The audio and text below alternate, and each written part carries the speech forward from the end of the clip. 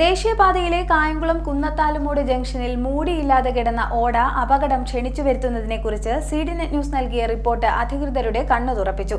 കുന്നത്താലുമൂട് ജംഗ്ഷനിൽ പുതുപ്പള്ളിയിൽ നിന്നും വന്ന് ദേശീയപാതയിലേക്ക് തിരിയുന്നിടത്തെ തുറന്നുകിടന്ന ഓടയ്ക്ക് സ്ലാബിന്റെ മൂടി കഴിഞ്ഞ ദിവസം സ്ഥാപിച്ചു. ദേശീയപാത നിർമ്മാണം നടക്കുന്ന കായംകുളം കുന്നത്താലുമൂട്ടിൽ അപകടം വിതച്ചുകൊണ്ട് ഓട തുറന്നു കിടക്കുന്ന സ്ഥിതിക്ക് പരിഹാരമായിരിക്കുന്നു. മൂടിയില്ലാത്ത ഓട അപകടങ്ങൾ ക്ഷണിച്ചു വരുത്തുന്നതിനെക്കുറിച്ച് സി.ഡി.നെറ്റ് ന്യൂസ് കഴിഞ്ഞ ദിവസം റിപ്പോർട്ട് ചെയ്തിരുന്നു. ഇതിനെ തുടർന്നാണ് അധികൃതർ ഇടപെട്ട് ഓടയ്ക്ക് മുകളിൽ സ്ലാബ് സ്ഥാപിച്ചത്. ഇതോടെ ജനങ്ങളുടെ ആശങ്കയ്ക്കും വിരാമമായി.